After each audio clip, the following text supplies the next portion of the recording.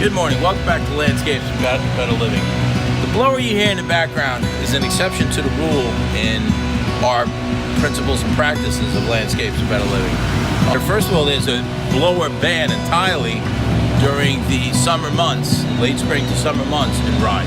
So we simply use mulching mowers to mow the lawn here, and we occasionally use an electric blower to blow the patio, walks, and driveway. But other than that, we don't do much leaf blowing. Here in the fall now, this is a well-maintained, sort of manicured landscape. So after mulching all the leaves into the lawn and mulching some leaves into the bed, we're cosmetically cleaning it up so it doesn't blow around. Here's an example of how integrating a few choice native plants can improve the management and maintenance of your landscape organically, and plus bring a lot of fun and life into your landscape. This is Clethra alnifolia, and we're just giving it a light haircut. So in the spring it'll fill out more. It's still got the flower heads, and it's a beautiful plant that attracts butterflies, hummingbirds. Who doesn't like hummingbirds? I mean, you got to be kidding. If you don't like hummingbirds, you're not a potential client for us, so don't call us for that. But these plants attract a host of beneficial species, including insects and so forth, which makes it more manageable to have this thundercloud plum, which is not a native species, but it's a great addition to the landscape in terms of what it offers. Also, here's an example of where we hybridize the landscape using liriope or lily turf, which is a nice ground cover. It really doesn't bring a lot of ecological value to our landscape.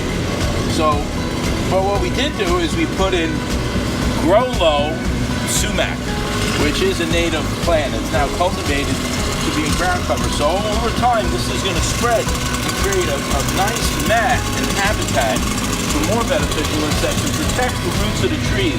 When we first got here, the trees were very stressed, and they still are, as you can see by all the sucker shoots, these nice oak trees. They were planted in a lawn, probably in very compact soil that was damaged during construction.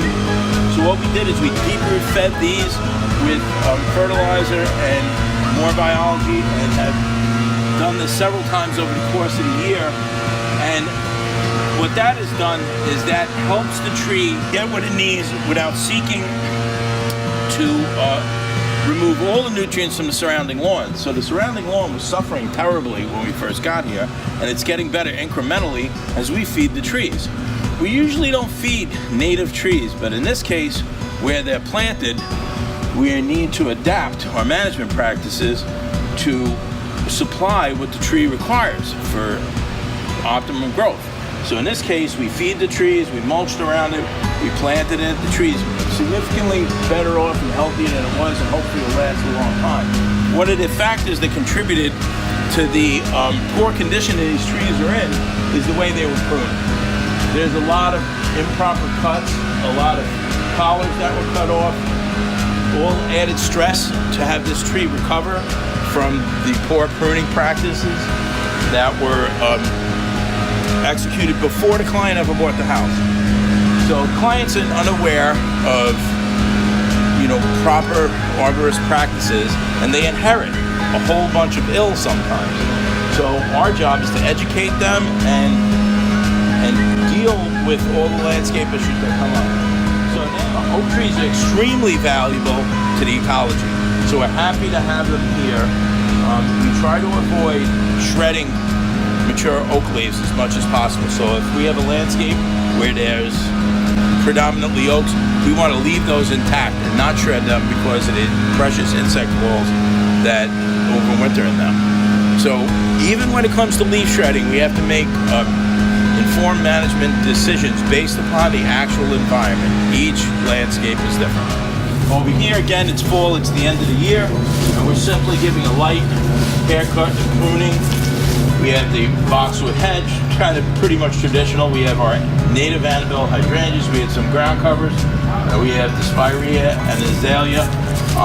Important anchor piece of the landscape here is this Chesapeake holly.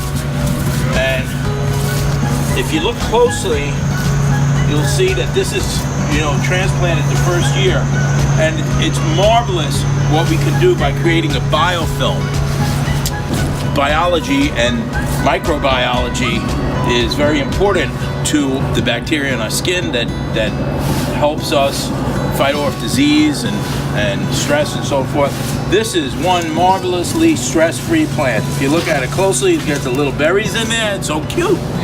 All right, and this leaf surface is a wonderful example of how this perfectly works in nature. There's no or very little discoloring and blemishing on this plant, and this is his first year transplanted. Everything reacts to stress differently in the environment, but this is very happy in the place where it is. We took care to amend the soil, to plant it with the proper mycorrhizal biology, and followed up by applications that restore the biology to the soil.